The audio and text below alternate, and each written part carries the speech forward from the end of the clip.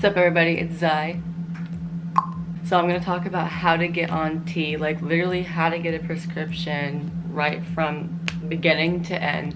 There's two ways. There's informed consent, and then there's like gender therapist and then going to a doctor route. I recommend that route. That's the one I did. It does take longer, but trust me, it is actually worth it. I'm going to discuss that one first for that reason. So you have to find a therapist that is WPATH certified. Some of them go by the title of gender therapist, and a lot of them don't. They say, you know, I'm a therapist for anxiety, depression, this and that, but they are also WPATH certified, and you won't know unless you probably ask. I found my therapist like online on some website where you can just look up different therapists and stuff, and I found her in my area. I emailed her, I said, hey, are you qualified to literally do this? Like, just be like, make sure you ask, like, are you qualified to like deal with transgender clients and whatnot? She emailed me back and said yes.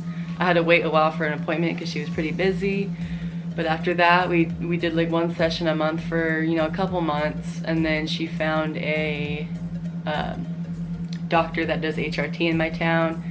This doctor happens to also be an OBGYN, so that is helpful in the sense that the office that she works at does like hysterectomies and stuff like that, but also it is a little awkward because I'm in there and I'm with all these pregnant women, and I'm just like, it is whatever, it is what it is. Like, the appointments are not going to be that often, it's no big deal.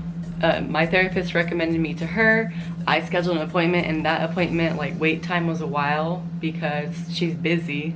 She's, I think, the only one in this town, or there might be another HRT doctor in this town, but she's the main one because I've came across multiple people here that I don't even know, and I've heard them, they're like, yeah, I have da-da-da, it's my HRT doctor, and I'm like, but anyways, I waited for the appointment with her, did the appointment. The initial appointment was just like talking. She asked me about myself, things like that, and then I went and did blood work.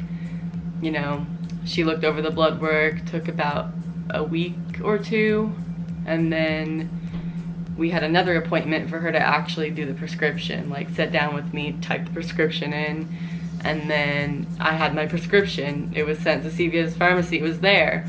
The only problem was I was waiting on a prior auth because testosterone is a controlled substance, and then it's also, your insurance needs to check before they'll cover it, like, but the good thing is about this whole therapist and HRT doctor route is that it's more likely to be more supportive because my therapist will write me letters. She even said, I'll write you letters for this, this, this, and this. And then my HRT doctor and her assistant were like, hey, if your insurance doesn't want to cover your HRT or your top surgery, like, we'll fight for it. Like, they're going to.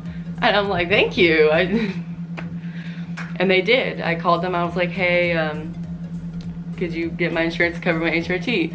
And in 1 week, it was covered. I went and picked it up. Boom. And that total length of time from me, like, starting to search for a therapist, like, online, took me from August to December, and now it's the beginning of January, to physically actually have my prescription. The only reason why it took that long is because of both of my doctors, the HRT one and the therapist, are pretty booked, so I had to wait, like, significant wait times just to get my initial appointments and stuff. But in your situation, it'd probably be a little different, but I guess typically it probably takes a little less time than that to actually physically get your T. That's the way I would recommend doing it. Yes, it does take longer, but like I said, in the long run, it's better. I got my shit covered. I wouldn't have T if I couldn't have it covered. The other route is called informed consent. You literally, like, they tell you, these are the things that are gonna happen to you probably. You sign and agree, you like sign a waiver, and then they're like, all right, here's your prescription, and then you get it usually, I think, within 2 weeks of that. How long do you have to wait to actually get an appointment with the doctor? I don't know. It typically is Planned Parenthood. Not all of them do it. Certain ones do it. You'd have to call all the ones in your area and figure out which one does it. There's one in my town that does it, but they're very booked because I tried to do that originally at first too, and I was like, I'm impatient, let me just go to Planned Parenthood, and they're like, sorry, we're not accepting any more transgender patients. I'm like, okay. But you could do that way. I don't know people's experience with it. I'm sure you get less like support when it comes to like letters, and when you need a therapist letter for your top surgery or your bottom or whatever, of course a Planned Parenthood worker isn't going to be your therapist and isn't going to be able to do a letter for you, so you're probably gonna have to go back and find a therapist anyways. Depends on the situation, it could vary.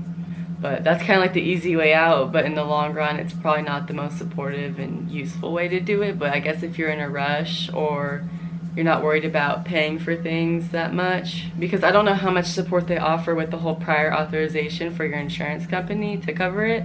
I don't know if a Planned Parenthood doctor will contact your insurance and be like, hey, this is medically necessary, when you signed a document saying it was when you were never diagnosed, you know?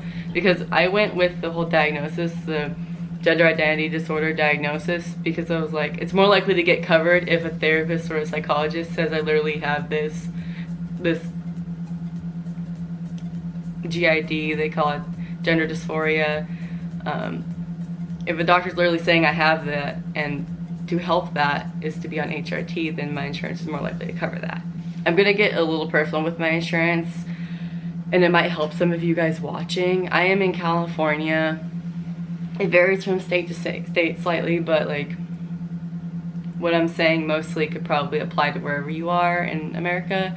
But for me, I'm in California and I have free government insurance for low-income people. If you're low income or you don't have a job, you're low income, whatever, you probably qualify even if you do have a job.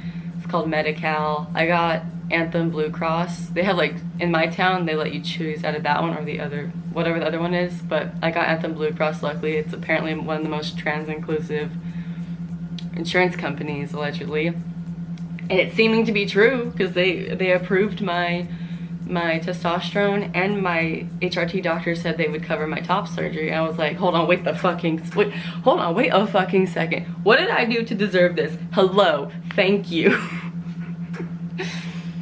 But yeah, so if you're like, I don't have insurance, and you're probably saying that because you can't afford it, then if you can't afford it, apply for government health insurance. I'm sure it varies from state to state, but here, choose Anthem Blue Cross for your Medi-Cal, and it should cover it.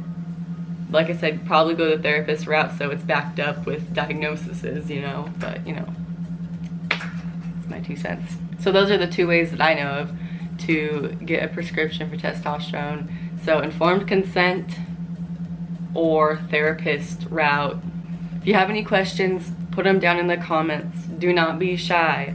I'm an open book. It can be even semi-unrelated to getting on HRT. It could be like, okay, I'm fucking digressing. I need to stop. If you like the video, like it. And if you want me to do any specific videos, comment them down below too. Thank you guys for watching.